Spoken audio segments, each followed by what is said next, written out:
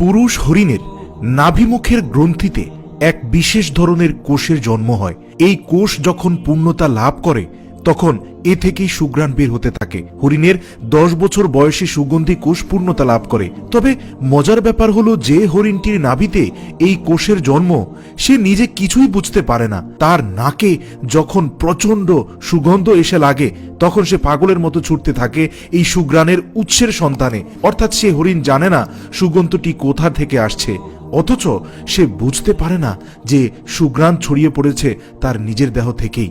অত্যন্ত দুঃখের সাথে বলতে হয়, এই হরিণের 10 বছর বয়সে নাভির গ্রন্থি পরিপক্ক হয়। এ সময় হরিণটিকে হত্যা করে নাভি থেকে তুলে নেওয়া হয় পুরো গ্রন্থিটি, যা পৃথিবীর সবচেয়ে মূল্যবান এবং দুষ্প্রাপ্য সুগন্ধি। মহান আল্লাহ রাব্বুল আলামিনের প্রিয় হাবিব হযরত মুহাম্মদ সাল্লাল্লাহু আলাইহি ওয়াসাল্লাম তার গুরুত্বপূর্ণ দুটি হাদিসের মাধ্যমে বুঝিয়েছেন, মহান আল্লাহ রাব্বুল আলামিনের কাছে এই সুগন্ধটি পৃথিবীর সবচেয়ে শ্রেষ্ঠ সুগন্ধ। সহিহ বুখারীতে রয়েছে, আল্লাহ রাব্বুল আলামিন বলেন, রোজাদারের মুখের দুর্গন্ধ আল্লাহর কাছে হরিণের মৃগনাভির সুগন্ধের চেয়েও বেশি ঘ্রাণযুক্ত। এখানে মেশকের কথা বলা হয়েছে।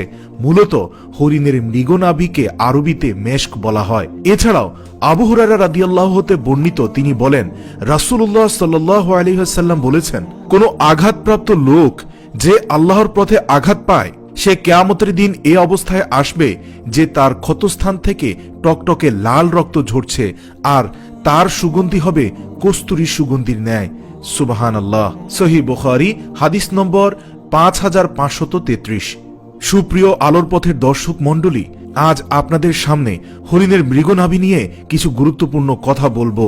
এটি পৃথিবীর দুষ্প্রাপ্য সেই বস্তু, যে বস্তুটি যখন শিকারীরা হরিণকে হত্যা করে মোটা কাপড় দিয়ে নিজেদের নাক বেঁধে কেটে নিয়ে যায় তখন এর অসহ্য রকম সুগন্ধ মানুষকে মাতাল ও পাগল করে দেয়। কথিত আছে, কারো কারো চোখ নাক থেকে জল ও মুখ থেকে লালা ঝরা শুরু হয়। এমনকি হরিণের মৃগনাভি কাটতে গিয়ে এর মাতাল করা সুগন্ধে অনেক মানুষের প্রাণহানিও ঘটেছে। কস্তুরী সুঘ্রাণ এর কথা আমরা কম বেশি সবাই ছোটবেলা থেকে শুনে এসেছি, কিন্তু আমরা কয়জন সঠিকভাবে জানি কস্তুরী আসলে কি, দেখতে কেমন, কিভাবে, কোত্থেকে তৈরি হয়, আদৌ কি কস্তুরী নামক কোনো বস্তুর অস্তিত্ব আছে কিনা এই বিশ্বে? আপনারা যারা আসলেই জানতে চান এই কস্তুরী সম্পর্কে, তাদের কৌতূহল মেটানোর জন্যই আমার আজকের এই ক্ষুদ্র প্রয়াস। আমরা সবাই জানি কস্তুরী হলো মৃগনাভি, যেই মৃগনাভি থেকে সুগন্ধ বের হয়, কিন্তু সব হরিণের নাভি থেকে কিন্তু কস্তুরী পাওয়া যায় না। আসছি সেই আলোচনায়। হরিণের 10 বছর বয়সে নাভির গ্রন্থি পরিপক্ক হয়। এ সময় হরিণটিকে হত্যা করে নাভি থেকে তুলে নেওয়া হয় পুরো গ্রন্থিটি, তারপর রোদে শুকানো হয়। একটা পূর্ণাঙ্গ কস্তুরী গ্রন্থির ওজন প্রায় 60 থেকে 65 গ্রাম। এটি বিশেষ ধরনের প্রাণীজ সুগন্ধি। হরিণের নাভি থেকে পাওয়া যায় এই কস্তুরী, যা মহামূল্যবান সুগন্ধি হিসাবে পরিচিত। সুগন্ধি বহু গুণ সম্পন্ন এবং বহু নাম সম্পন্ন। এর ঘ্রাণ প্রকৃত যোজনগন্ধা বললে কম বলা হয়। কথিত আছে, কস্তুরীর 1 তিল পরিমাণ কোনো বাড়িতে ফেললে বহু বছর সেখানে এর ঘ্রাণ থেকেই যায়। নবাবী আমলে ভারতীয় উপমহাদেশে নবাব এবং নবাবজাদারা এই কস্তুরী মৃগ ব্যবহার করতেন। তাদের প্রাসাদে কস্তুরী মৃগের সুগন্ধ 100 বছর পর্যন্ত টিকে থাকত। 3000 ভাগ নির্গন্ধ পদার্থের সঙ্গে 1 ভাগ কস্তুরী মেশালে সমস্ত পদার্থই সুবাসিত হয় কস্তুরীর ঘ্রাণে। সুবহানাল্লাহ। কস্তুরী সংগ্রহকারীরা এই সুগন্ধিকে প্রায় প্রকৃত অবস্থায় রাখেন না, সচরাচর অন্য পদার্থের সঙ্গে মিশিয়ে বিক্রি করেন। অন্য পদার্থের মধ্যে রক্ত বিশেষ একটি উপাদান। শুকিয়ে যাওয়া রক্তের সঙ্গে কস্তুরীর বিশেষ সাদৃশ্য আছে। কস্তুরীর সুবাসেও আছে বৈচিত্র্য, এবং এটি ভিন্ন ভিন্ন নামেও।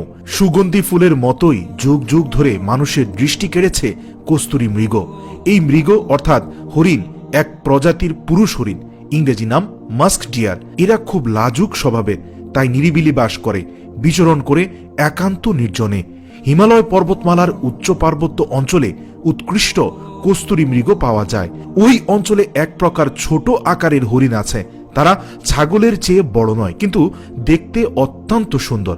এদের পা অতি সরু, মাথা সুন্দর এবং চোখ চমৎকার উজ্জ্বল। এই হরিণ অন্য হরিণ থেকে আলাদা নয়, অত্যন্ত শীতল পার্বত্য পরিবেশে বাস করায় এদের লোম সরু না হয়ে অত্যন্ত মোটা ও পালকের মতো হয়। এছাড়া পামির মালভূমির গ্রন্থি পর্বতমালায় তৃণভূমি সমৃদ্ধ উপত্যকায় এই হরিণ পাওয়া যায়। কস্তুরী মৃগের উপরের মাড়ি থেকে গজদন্তের মতো দুটি দাঁত ছোট আকারে বের হয়। এই ধরনের দাঁত সব প্রজাতির হরিণের মধ্যে কিন্তু দেখা যায় না। এই দাঁত দেখেই মূলত কস্তুরী মৃগ শনাক্ত করা হয়।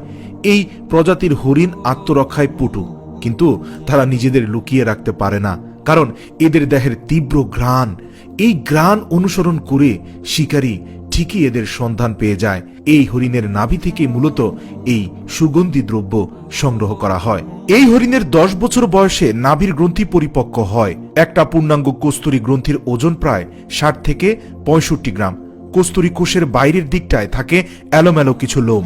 সেগুলো ছাড়িয়ে শুকনো কোষটিকে যখন জলেতে ভেজানো হয় তখন পরিষ্কার কস্তুরী বেরিয়ে আসে। কোনো কোনো হরিণের মধ্যে পাওয়া যায় খুব কম পরিমাণে কস্তুরী। অপরদিকে এই প্রজাতির সকল হরিণের নাভিতে একই পরিমাণে কস্তুরী উৎপন্ন হয় না। হরিণের বয়স এবং পরিবেশ ভেদে কস্তুরীর পরিমাণের তারতম্য হয়। দেখা গেছে 1 কিলোগ্রাম কস্তুরী পাওয়ার জন্য প্রায় 2000 হরিণ শিকার করতে হয়। তবে আজকাল সুগন্ধি তৈরির জন্য রাসায়নিক পদ্ধতিতে কৃত্রিম কস্তুরী উৎপাদিত হচ্ছে। তাই প্রকৃত কস্তুরী অত্যন্ত দুষ্প্রাপ্য এবং অত্যাধিক চড়া মূল্যে বিক্রি হচ্ছে। কথিত রয়েছে 10 গ্রাম অরিজিনাল কস্তুরী মৃগের মূল্য বাংলাদেশি অর্থে কম বেশি 90 থেকে 1 লক্ষেরও অধিক টাকায় বিক্রি হচ্ছে। তাই বর্তমান জমানায় কস্তুরী মৃগের সুগন্ধ ব্যবহার করা অনেকটাই অসম্ভব বলা যেতে পারে। তবে যাই হোক, মহান আল্লাহ রাব্বুল আলামিন ওয়াদা দিয়েছেন যে তিনি কিয়ামতের দিন শহীদদের ঝরা রক্তের ঘ্রাণের সাথে কস্তুরী মিশিয়ে দিবেন। আল্লাহু আকবার। যারা আল্লাহর রাস্তায় মৃত্যুবরণ করেছে, আল্লাহ পাক রব্বুল আলামিন কিয়ামতের দিন তাদের রক্ত থেকে মৃগনাভির সুগন্ধ ছড়িয়ে দিবেন, যা কিয়ামতের ময়দানে ছড়িয়ে পড়বে। আল্লাহু আকবার। এছাড়া দুনিয়ার বুকে যারা মহান আল্লাহকে সন্তুষ্ট করার জন্য পবিত্র মাহে রমজানে 30টি দিন সুবে সাদিক থেকে মাগরিবের আজান পর্যন্ত রোজা পালন করবে, আল্লাহ পাক রব্বুল আলামিন সারা দিন অভুক্ত থাকার দরুন তাদের মুখ থেকে যে দুর্গন্ধ বের হবে তার মূল্য আল্লাহ তাআলা মৃগনাভির সুগন্ধর মতোই কবুল করে নেবেন। সুবহানাল্লাহ। আল্লাহ পাক রব্বুল আলামিন আমাদেরকে হরিণের মৃগনাভির সন্ধানের জন্য নয়, বরং মহান আল্লাহর কাছে যে আমলগুলো হরিণের মৃগনাভির চেয়েও সুগন্ধিযুক্ত বলে উল্লেখ করা হয়েছে সে আমলগুলোর পেছনে ছোটার তৌফিক দান করুক। সুপ্রিয় আলোর পথের দর্শক মণ্ডলী, জীবনের বাঁকে কখনো যদি হরিণের মৃগনাভি স্পর্শ করার অথবা ব্যবহার করার সুযোগ হয়ে থাকে তাহলে আমাদেরকে কমেন্ট করে জানাবেন। আর যারা রিপোর্টটি দেখে কস্তুরী মৃগের নাভির সুগন্ধ অনুভব করার জন্য পাগল হয়ে গিয়েছেন তাদেরকে পরামর্শ দিব, বাজারে বিভিন্ন প্রসিদ্ধ আতরের দোকানগুলোতে কস্তুরী নামক বিভিন্ন আতরের বোতল পাওয়া যায়। একটু চড়া মূল্যে বিক্রি করা হয়, তবে এসবের অধিকাংশ আতরই কিন্তু কেমিক্যালাইজড। তারপরেও আপনি তার সুগন্ধ অনুভব করে কিছুটা হলেও কস্তুরী মৃগের নাভির সুগন্ধেও আঁচ করতে পারবেন। আর চাইলে এরকম ছোট 1 বোতল আতর কিনে নিতে পারেন। যখন মসজিদে সালাত আদায় করতে যাবেন সেই সুগন্ধটি গায়ে মেখে নেবেন, কেননা আল্লাহর রাসূল সাল্লাল্লাহু আলাইহি ওয়াসাল্লাম বলেছেন, পৃথিবীর সুগন্ধি আমার কাছে প্রিয় করা হয়েছে এবং নামাজের ভেতর আমার চোখের শীতলতা দান করা হয়েছে। নাসাই হাদিস নং 3939। অন্য আরেক হাদিসে এসেছে, রাসূল পাক সাল্লাল্লাহু আলাইহি ওয়াসাল্লাম বলেছেন, কেউ সুগন্ধি উপহার দিলে তোমরা গ্রহণ করো। তিনি গ্রহণ করতেন, ফিরিয়ে দিতেন না। কেউ সুগন্ধি দিলে ফিরিয়ে দিতে নিষেধ করেছেন। বুখারী হাদিস নম্বর 5585। তাই আপনার বন্ধু, প্রিয়জন, আত্মীয় স্বজন, পছন্দের যে কাউকে সুগন্ধি উপহার দিন, কেননা এটি রাসূল পাক সাল্লাল্লাহু আলাইহি ওয়াসাল্লামের একটি অন্যতম সুন্নাহ। তবে মাথায় রাখতে হবে, নেশা সৃষ্টিকারী প্রতিটি বস্তুই হারাম।